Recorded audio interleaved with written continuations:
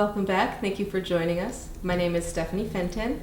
I'm an urban goddess. Today I'm going to share with you about kitchen witchery, what that means for me and my magical practice. We all have a kitchen, but we may not have known that it's a wonderful place to make magic. As much as a nature setting takes us out into the flowers and the trees and the woods and allows us to commune, when we do magic in our kitchen, we connect to our home and our life in a much more practical way. In a witch's circle, you often see a cauldron, but did you know that's this?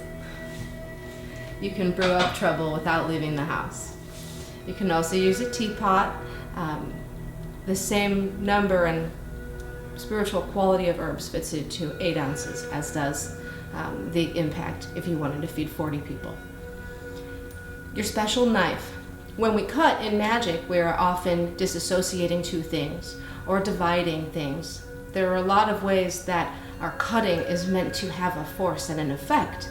So by using a knife that's special, that's charged on occasions and used only for certain ceremony, certain cutting, it helps us to hone the direction of our cutting intention. So I really like for you to be able to have a knife that's special. If you can't dedicate a knife to your kitchen witchery, to your magic box, then take a moment before you start your ritual in the kitchen and cleanse one of the knives that you have in the cupboard. There'll be another segment on cleansing tools later, so stay tuned for that. On my board you also see a wooden spoon. I like to use a wooden spoon because I like to get rid of it every year. But a wooden spoon for me has a certain feeling. I like trees. I'm a Virgo, that's me. If you like to use a spoon that's silver or plastic or pink or long-handled, that's all well and good. A spoon is going to stir things together. It's going to meld what you are putting into it. It's going to fold together and transform by cooperation. This could be any number of herbs, and in other kitchens it is many number of herbs. But all of these delicious spices have their own magical qualities. And I just want to take a moment to encourage you to find a special pot and to uplift the idea and the practice of keeping your kitchen, your meals, and your daily intakes elevated. I want to say something about growing plants, about using the seeds or the roots in your magic. We don't always have to take these plants in internally and eat them. Sometimes we will just take the flora from the house, scraps of it, or from outside. We could be on a walk and come across the child's favorite fall leaf, or an acorn that looks like George Washington.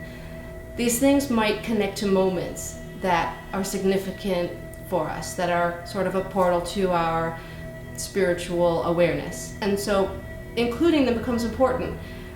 I find that if I just clean it off with a little soap and water, it usually can find its way safely into the kitchen.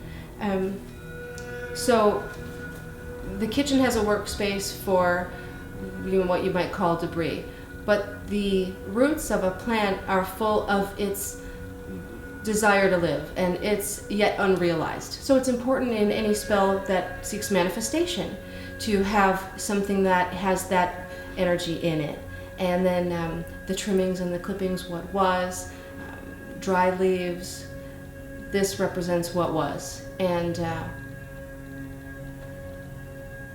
don't forget to use pieces that are important for the intention of your spell more than beautiful on your kitchen table. The point is what we get from it, and that's what we put into it. So let's put aside sometimes the beautiful matching accessories and think about what we're really making, because we don't want to be thoughtless at this. Always keep a smudge stick handy and keep it, there's several. So when you need it in a hurry, you know where to go. Keep it in your kitchen box. It does come from a plant. Matches. And the lighter, we've got the big backup lighter. I keep a small pouch that has stones in it, and it's often got salt in it. This little pouch will sometimes have salt in it for cleaning the rock or the random item that you find outside. So you can consecrate some salt and then put it into a little package that can then later sort of receive something. It's just a handy place to keep it. If you're culinary, you know a lot of these items and many more, but the last one I'll really point to for this overview is the small cheesecloth baggie.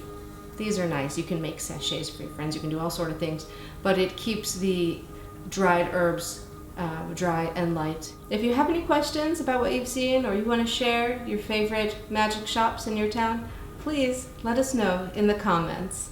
Thank you very much. Blessed be.